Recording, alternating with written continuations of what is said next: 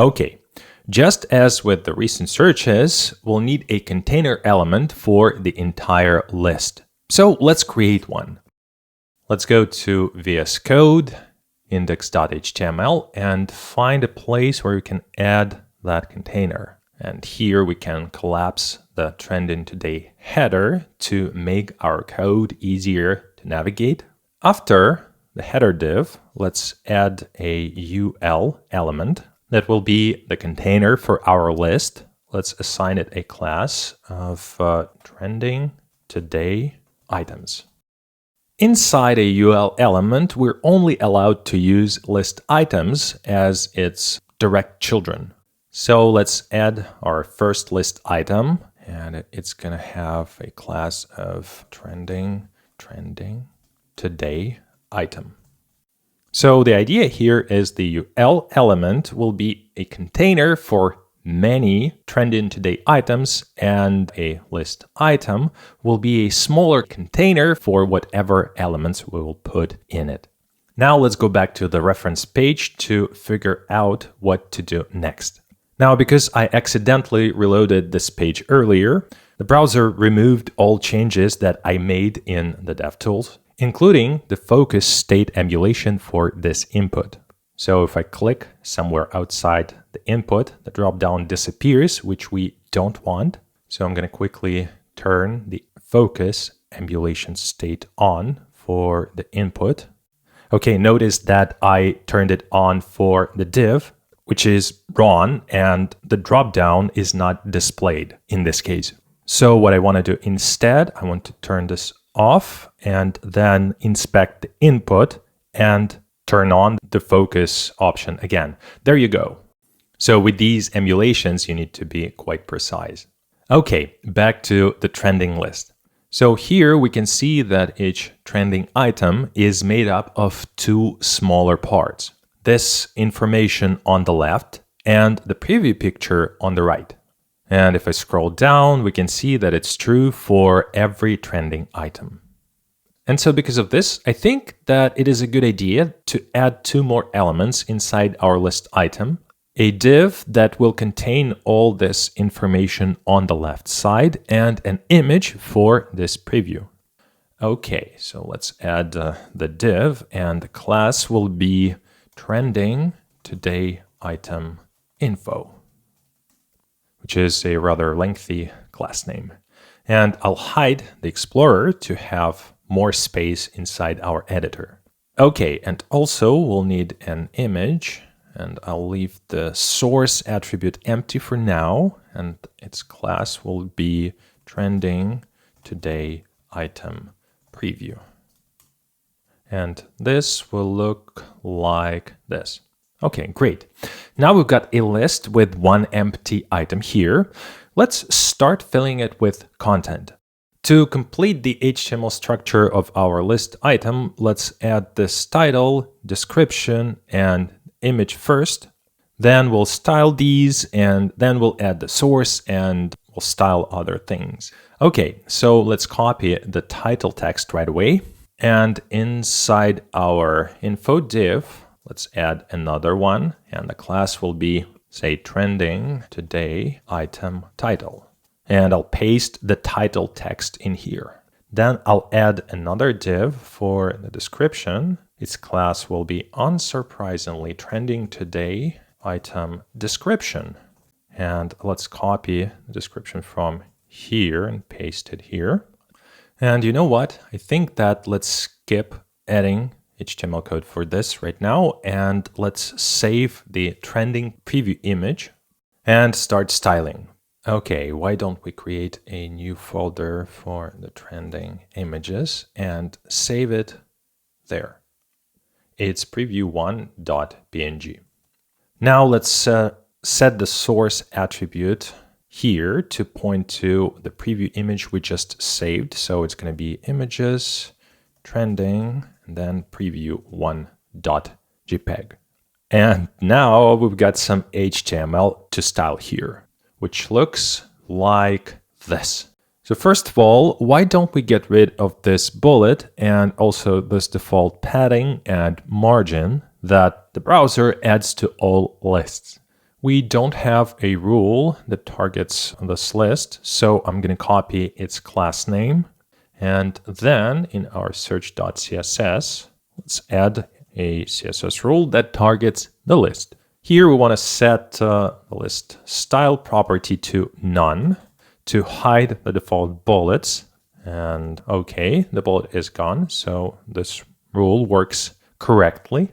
And next, we'll reset the default padding like this and the default margin like this. And okay, good, they are gone. Okay, so by default, these are stacked on top of each other because divs, and we used a div for the description and for the title. So divs are block elements and they push everything like this image on the next line. But we want to place these and the preview image, like here, on the same line to have the preview image on the right side and the info on the left side. So to place these side by side, we can make their parent element, which is this list item. We can make it a flex container. And for that, we're going to do what's probably become an unconscious habit already for you. We're going to copy this class name and we'll add another CSS rule here. And we'll set the display property to flex. This makes our trending list item a flex container and also adds sensible flex defaults, one of which is the flex direction row that places its children on the same line like this. Great. Now that they are on the same line, we can start adjusting their properties. What I notice here is that now that we removed the default padding and margin from the list, we need to manually add the space around this list item.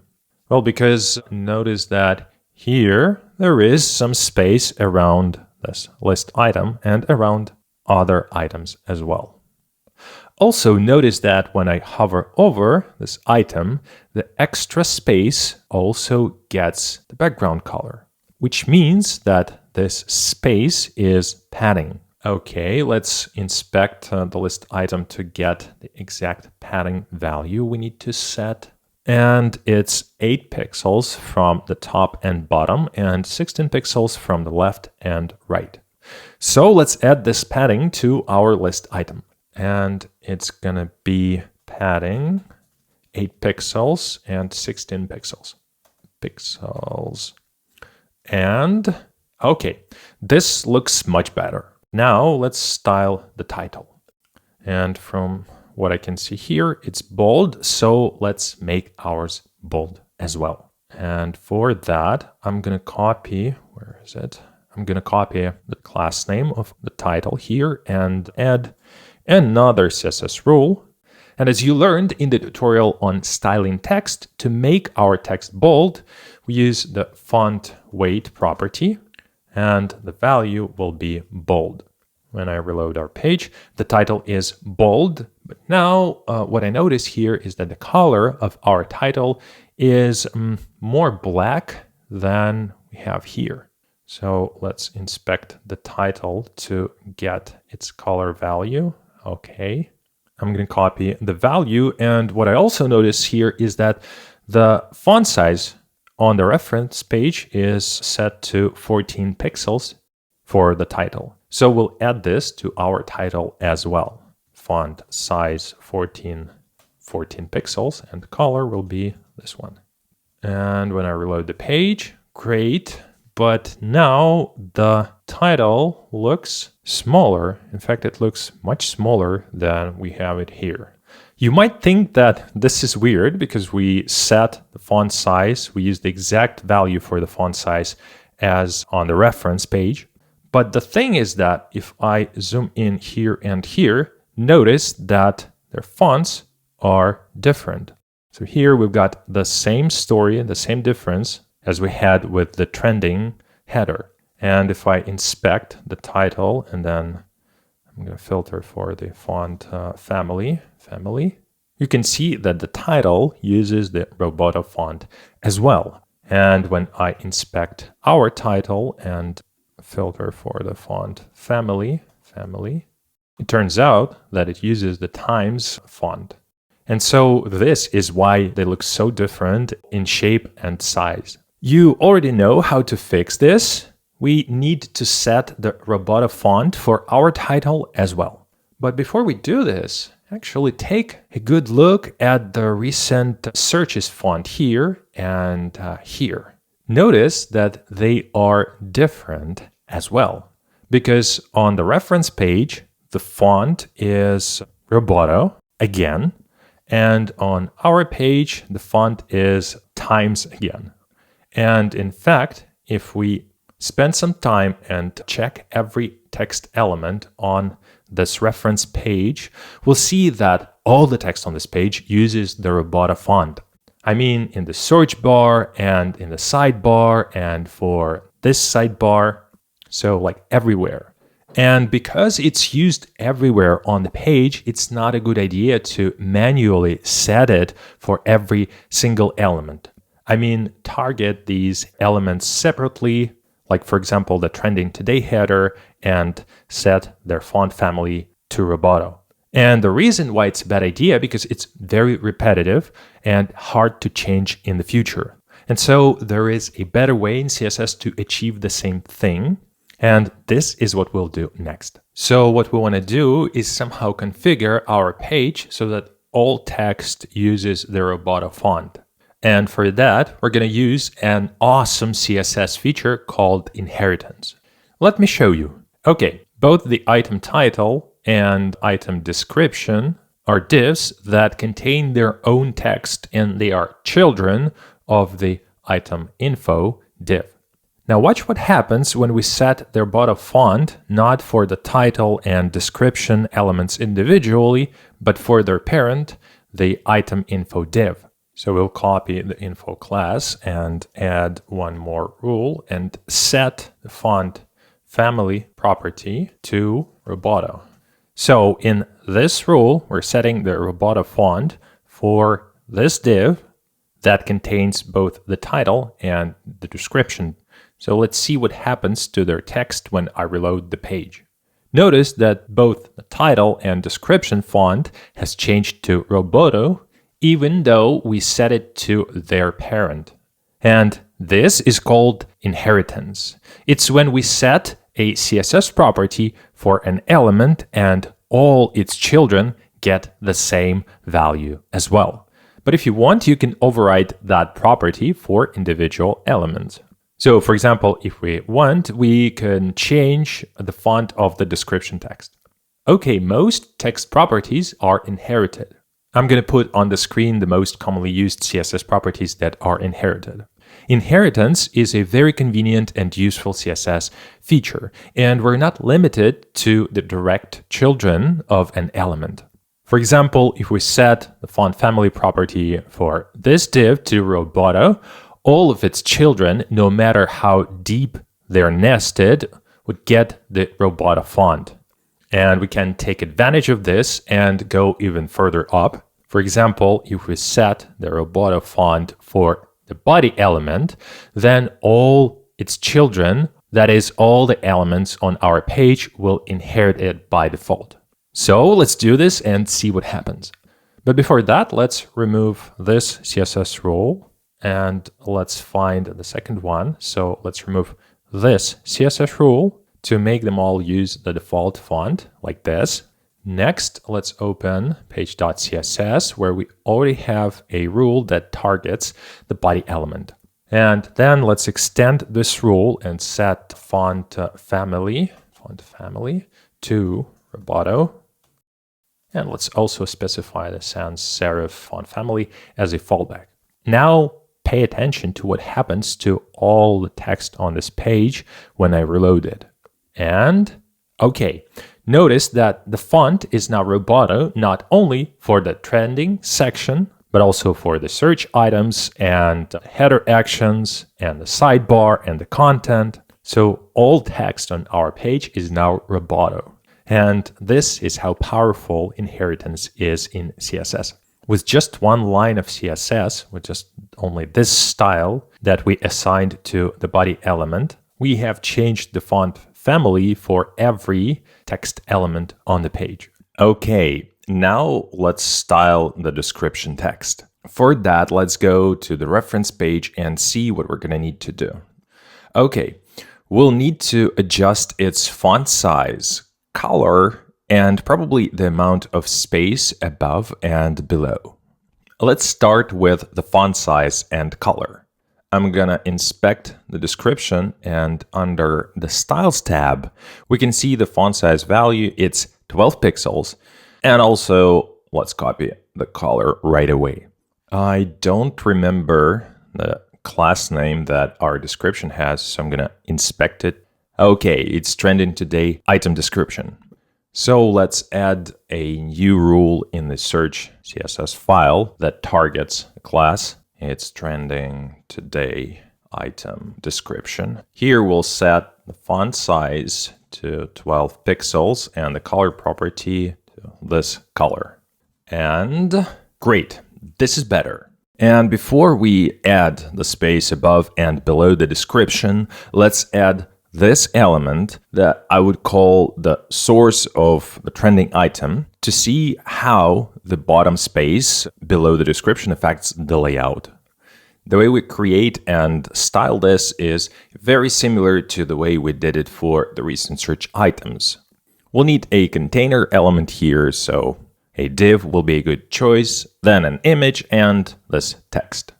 And we'll use Flexbox to center these vertically and configure what little space these have in between. So if you're up for some practice, pause the video and try to create this little source component. You already know everything you need to create it. Now let's do this quickly together. I'm gonna save this image in the community folder. Then I'll copy this subreddit text. This source component is below the description and it's to the left of the preview image, which means that we need to add it to the container that holds these elements. Okay, let's find that. And it's this trending today item info div. So we'll add our new div after the item description, and the class will be trending today item source. Inside the div, let's add an image, and the source will be images, community, and then community icon 6, if I remember this correctly. We want to style this image, but to have more practice with different kinds of CSS selectors, we're not going to assign it a class, and we'll use something else in our CSS code. Next, we'll add a span element for the subreddit name, and we're not going to assign it a class as well. In our case, there is no difference here between using a span element or a div element, because its content is text, and also because we'll make its parent, so this div, a flex container. Okay, now that we've got the HTML code prepared, let's style it. So this looks like this on our page. Let's start by resizing the source image. It looks like this on the reference page. So we're going to need to make it a circle and much smaller. Let's inspect it to get its width right away. So it's 16 pixels. Then we need to figure out how to target our image from our CSS code. It doesn't have a class, so think what CSS selector would you use to target specifically this image? Okay, so to target this image, I would start with this div, and then use the child combinator and a tag selector. So let's copy this class name, and then at the end of the search.css file, we'll add a new CSS rule that targets the class, and then here's the child combinator, and then img. Remember that we want to set the width here to 16 pixels, and we're only setting the width here because the image we're using is a square, so its height is equal to its width. And if we only set the width property here, the browser will automatically adjust the height based on the proportions of the image. So if it's a square, the height will automatically be the same as the width, so it's going to be 16 pixels too. And this will look like this on our page. Now that the image is the right size, let's make it a circle. For that, we're going to need to set the border radius property to half of the width of the image. And we can use an absolute value, which will be 8 pixels. Or we can use a relative value in percents, so 50%. We'll use the relative value because this makes our code a little more flexible and robust. Because now if we change the width, then the border radius will be adjusted automatically. And reload the page. Good, now it's a circle. Next, I'm going to ask you to pause the video and adjust the size and color of this text to match the text on the reference page. Use the DevTools to get the right values, and also use Flexbox to align these and adjust space where needed. And I'm going to speed up the video because I don't want to bore you by repeating the same explanation over and over again. I think you already know how to do this well enough. And if you get stuck, just rewind the video to where we styled a similar element, like for example, this recent search component. Okay, now pause the video and finish styling this little source component.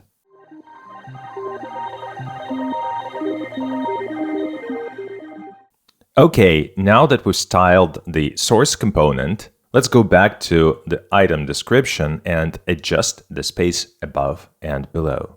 So we'll need to increase the distance between the description and title, and also between the description and the source component.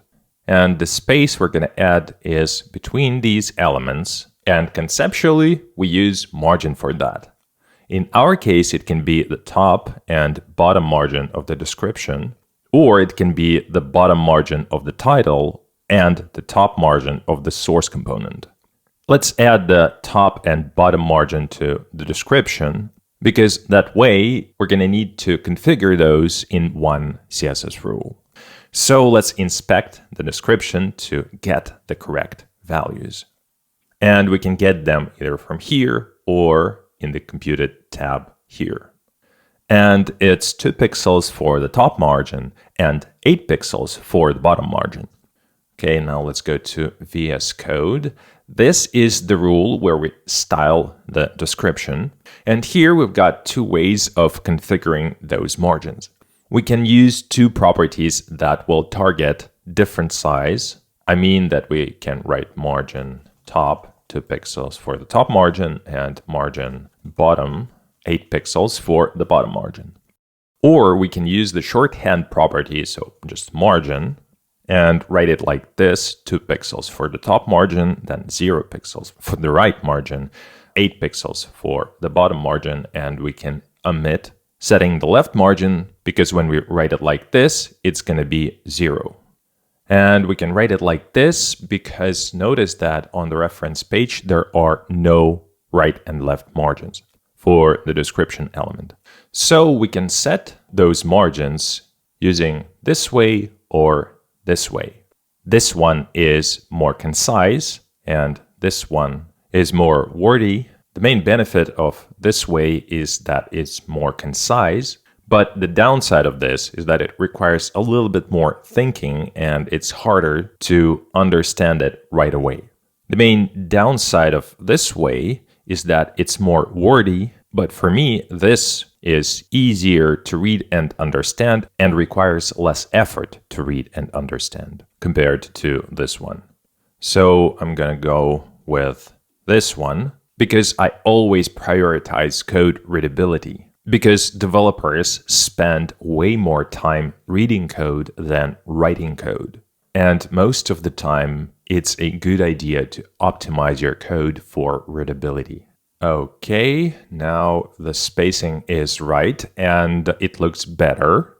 And next, we want to make this info component take up all the available width so that this preview image is pushed to the right. For this, we can use the flex grow property because the item info div is a flex item, meaning it's a direct child of this flex container.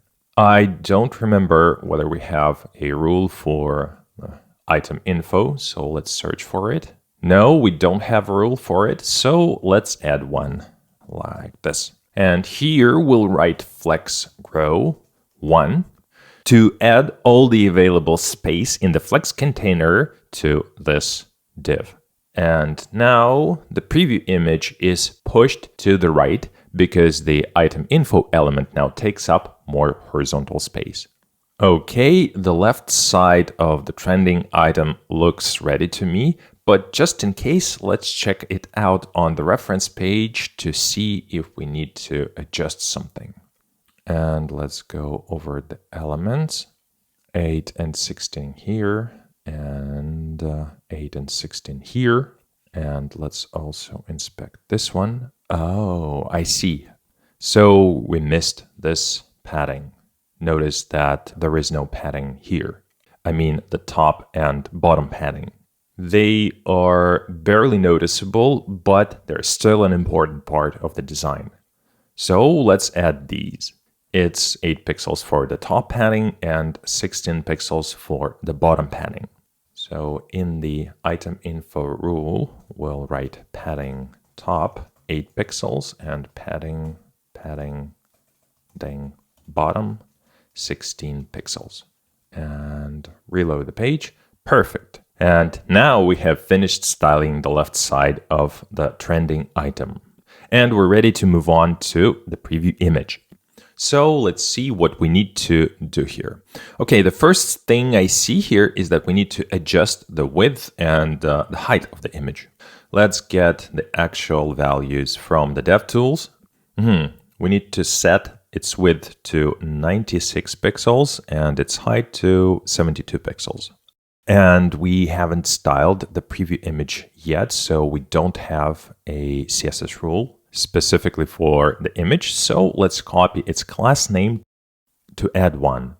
Okay, and inside this rule, we want to set the width to 96 pixels and the height property to 72 pixels. And if we reload the page, okay, now the image is smaller, but notice that the image is kind of squished vertically. And it'll be easier to see if I turn off the height property in the DevTools. This gave the image its natural height, and this is how it looks in its original aspect ratio, and this is how it looks when we set its height manually.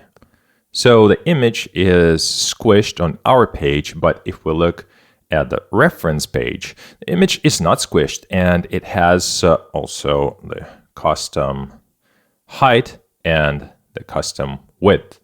So how can we achieve this?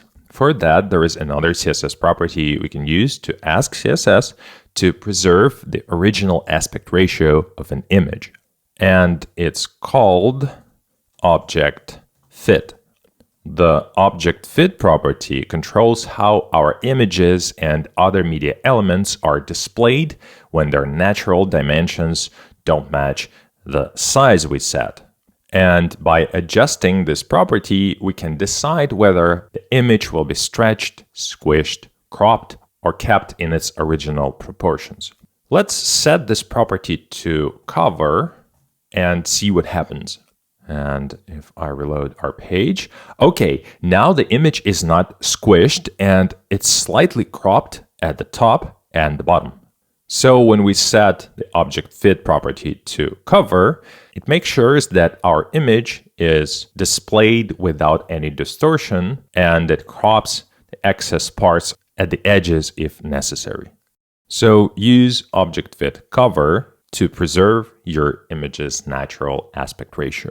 If you're interested in learning more about the object fit property, Google for MDN object fit and open this page. And here you can learn the rest of the values that you can use with this property and their effects on your images. Okay, next let's add rounded corners for this image. And for that, we'll use the border radius property again, and its value is going to be border radius. It's going to be 5 pixels. And great. Now let me show you one thing that's different about our image compared to the reference page. If I turn on the Flex Debug view here, notice that the preview image is placed at the top of the Flex container, and there is this blank space below the image, even though the Align Items property is still set to stretch by default. This is because we manually set the height of this image, and this height is less than the height of this Flex container, which is this list item element. So in this case, the browser places the image at the top and there is this free space at the bottom. But if we look at the reference page here and turn on the Flex Debug, you can see that the preview image is centered vertically, and that leftover space is evenly distributed above and below the image. So to fix this for our image, we can either use the Align Items property on the Flex container, so on this today item, to vertically center all of its children, which is this image and this item info div to the left. Or we can use the Align Self property on the preview image to just change the position of this image and not affect this div to the left. We've had some practice with the Align Items property, so let's use the Align Self property this time. Okay, remember that the Align Items property must be used on a Flex container because it affects all of its children, whereas the Align Self property must be used on Flex items because, well, it affects individual Flex items. And this is why we're going to add it to the image preview, which is a Flex item. The values we use with the Align Self property are mostly the same as with the Align Items property. So to center it vertically, we're going to write center. And if I reload the page, now the image is vertically centered in the Flex container, which is exactly what we wanted. So to recap, we're using the Align Self property to vertically center one Flex item, which is this preview image, while not changing the alignment of the rest of the Flex items. Okay, let me turn this Flex Debug off. And the next thing we'll do is we'll add this thin border at the bottom of an item. And also we'll need to change the background color on hover and the cursor to pointer, and also on click. You already know how to do this because we added the border here, and we styled the hover and click states for the recent search items. So again, for the sake of practice, I'm going to ask you to add this border and these styles yourself. And as always, use the developer tools to get the color and border values, and also add this space between the preview image and the item info. And don't forget that if you want the search dropdown to stay visible all the time and not disappear when you move the cursor away or click outside of the dropdown, for that you need to emulate the focus state for the search input here in the DevTools. Otherwise, the dropdown will not be visible. And after you finish styling the first trending item, then add the remaining trending items. And if you get stuck, don't forget that the link to the code solution is in the description below the video. And now I'm going to speed up the video to not bore you.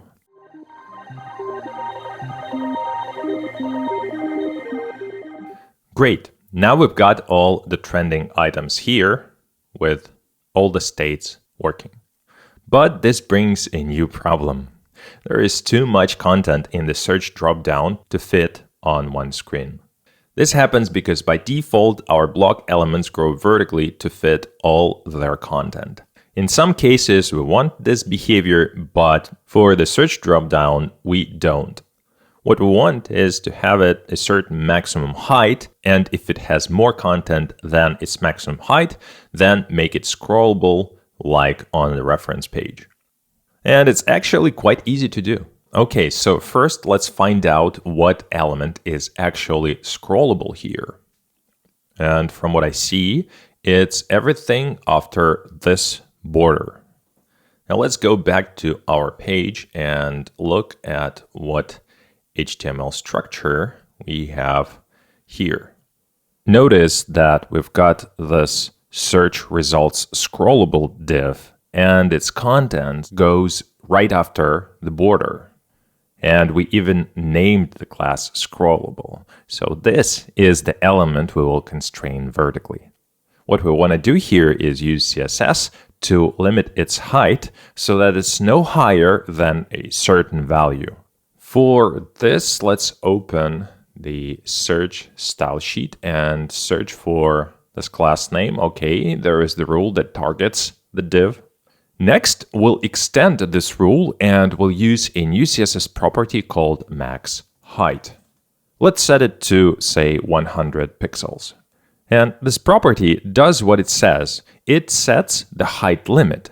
So the height of this element can be 100 pixels or less. And if I reload the page, now the height of this div, so I mean the height of this div, is 100 pixels, and any content below will overflow and will be hidden. And it's hidden because we configured our dropdown earlier to do that. And if we look at its styles, the overflow hidden is what hides the overflowing content. And the content inside the search results scrollable is overflowing because we set its maximum height to 100 pixels. Now look what happens if I turn off the overflow hidden property. Now this content, because it's visible, goes beyond the dropdown, which is ugly and we don't want that. So I'm going to turn on the overflow property. Okay, but also we don't want to simply hide the overflowing content because it's not usable. What we want instead is to make this div scrollable when it overflows. For that, we can configure the overflow property separately for the scrollable div. And we'll do it in this rule. We only want to add the vertical scrolling. So for that, we'll configure its overflow Y. The overflow Y configures the vertical overflow of our element. And we'll use the auto value to show the scroll only when the content is overflowing. Reload the page, and there you go. Now the content is scrollable, and we have access to the rest of the content. Okay, but why do we need two divs here? I mean, why do we need to create the search results div and then another div inside to add this scroll? Can't we just set the overflow Y property to auto for the search results div and not bother with adding this second div? Let me show you what happens if we do this. For that, I'm going to comment out this here to disable this property. And okay, the scroll is gone. Next, in the search results div, I'm going to change this to overflow Y and its value to auto. And look what happens when I reload the page. So now we have this scroll bar that overlaps the search field. And this happens because our search result div actually overlaps the search field, but we put it behind. So it starts right where the search starts. And if I try to scroll, it looks like this. And so this is why we need that second div, this div, to have the scroll bar lower. Okay, now I'm going to undo the changes, and this is better. Now let me show you the difference between the max height property and the height property. And currently we're using the max height property, and it makes sure that the height of the scrollable div is no greater than 100 pixels. But it also allows this div to be less than 100 pixels in height. So for example, watch what happens if I remove some content from this div to make it shorter. And I'm going to remove a couple of these li elements. Okay, notice since there is less content here, the scroll disappeared and the div became shorter. Now let's use the height property instead and see what happens. As you remember, in the DevTools, we can change these properties in place and see the effect right away. So notice when we're using the height property, now when there is less content, the div stays the same height and it's just blank space here, which looks weird. And so this is the main difference between the height and the max height properties. When you use the height property, your element will keep its height even if there is not enough content to fill it. And if you use the max height property, your element's height won't exceed the max height value, but the element will be shorter if there isn't enough content to fill it. And for certain tasks, you want to use the height property to maintain the element's height no matter what. And for some tasks, like with this dropdown, you want to use the max height property to make it more flexible and change its height based on its content within a certain range. Because it looks better if our dropdown gets shorter when there is less content. So we'll use the max height property. Okay, next thing I notice is that our dropdown is too short. We set its max height to 100 pixels, and probably 100 pixels is too small. But what value should we use here? Well, let's take a look at the reference page to see how the dropdown behaves here. Okay, first of all, notice that the dropdown on the reference page is no larger than the visible area of the screen. And if I change the size of the visible area, which we can do by resizing the browser window itself or the DevTools, notice how the dropdown changes its size as the visible area gets smaller or larger. And no matter how I resize the visible area, the dropdown never goes outside the visible area of the browser. Okay, so this behavior makes sense and it seems convenient. So how can we configure our dropdown's maximum height to be relative to the browser's visible area? For that, we'll use a new and awesome unit of measurement called VH, which is short for viewport height. Let me show you how this works. So for that, let's change the maximum height of the scrollable div to, say, 50 VH and see what happens in the browser.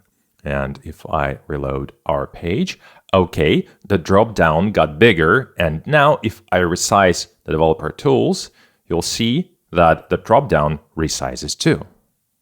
And this is kind of how we want it to work. Now, if we look closely at the scrollable div, for which we set the maximum height to 50 VH, we'll see that its height is actually half or 50% of the visible area height. So 1 VH is actually 1% of the visible browser area height. Again, VH is short for viewport height. Viewport is just a fancy name for the part of the page you currently see in the browser. So for example, if we change this to, say, 75 VH, then the maximum height of this element is going to be 75% of the visible browser area height.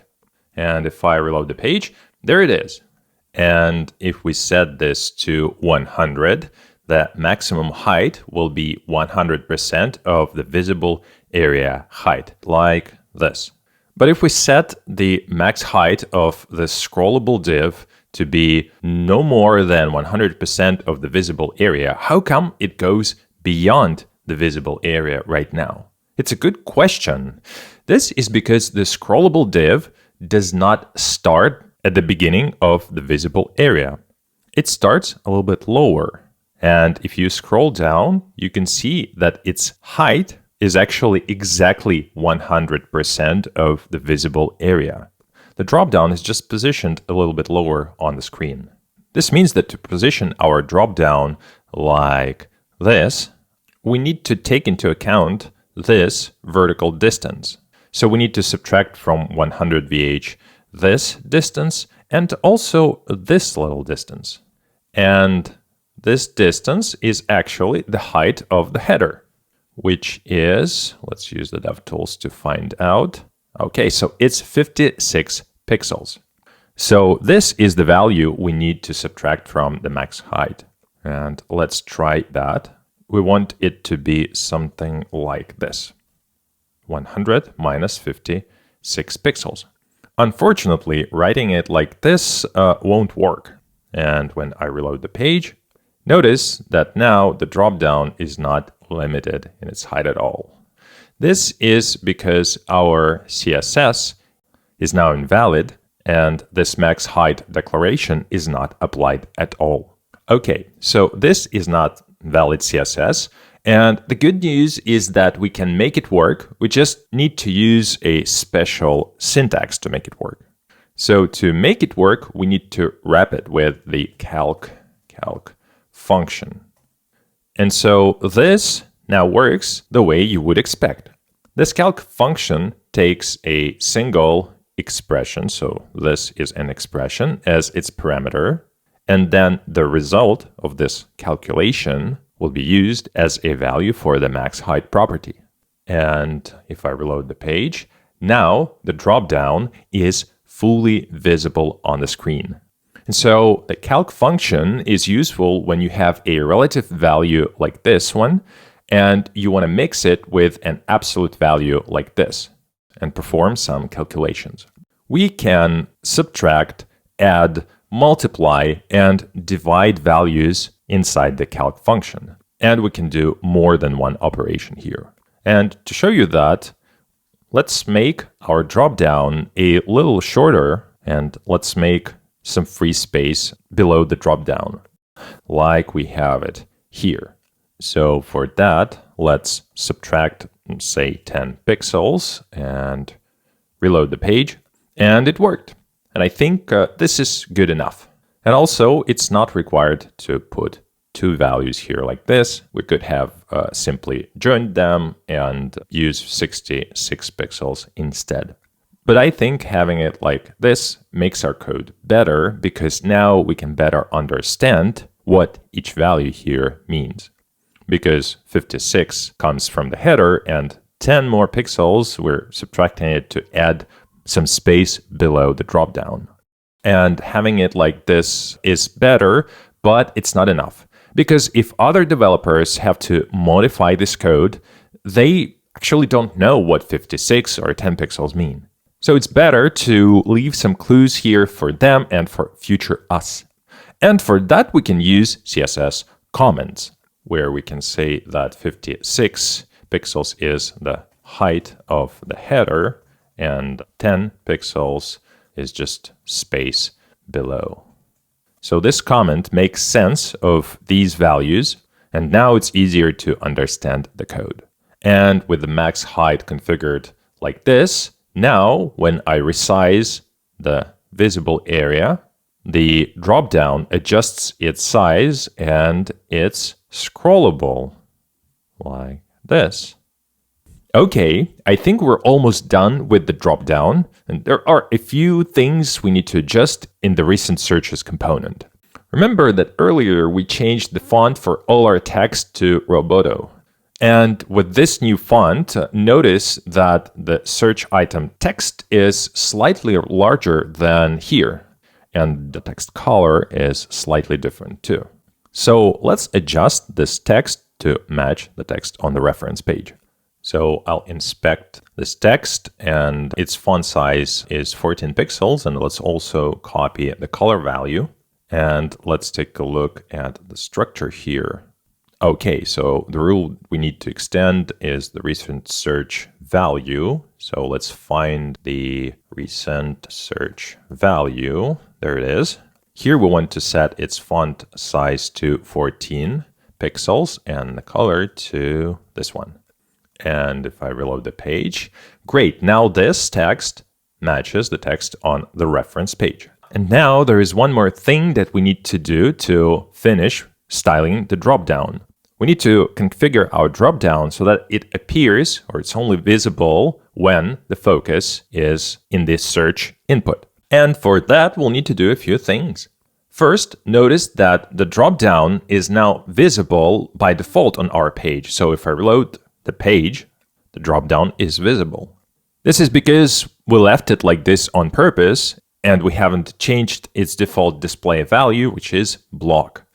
So at the moment, the default value, the default display value of our dropdown is block. The browser assigns this value by default, and the dropdown is visible. To hide the dropdown, we know that we can change this value to none. And this makes sure that this element is not displayed on the page at all. And this will hide the dropdown. Next, we want to display the dropdown only when the focus is on the search field. This means that we need to add a CSS rule that changes the display property of the dropdown to block when the focus is on the search field. And just as there are the hover and active pseudoclasses, there is the focus pseudoclass to style the focus state of our elements. Let me show you. Okay, so let's find the search input. This is the rule that styles our search input. And let's add another one right below. It's going to use the same class, but we'll write colon and then focus here. So this will style the focus state of our input. Let's set the text color to red and see what happens. And now when I reload the page, notice that when we focus on the search field and type some text, so CSS, let's say, it's red. And if I click somewhere outside the search field, it loses the focus and the red color is not applied.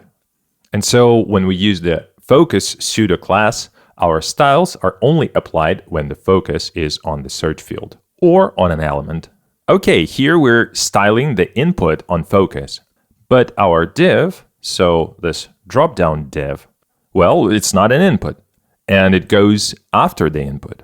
So how can we target this div only when the focus is on this input? That's a great question, and the answer is that we're going to learn another CSS combinator. And for that, let's quickly go over what we want to do. When the search input is in the focus state, we want to target the search results div and set its display property to block. Okay, so first of all, notice that both the input and the div are direct children of the same parent, the search div. And in this case, we call them siblings in HTML. So, because the search results div goes after the search input in our HTML code, and they both are siblings, we can use a special combinator to target the search results div. We can extend this rule and write tilde and then search results.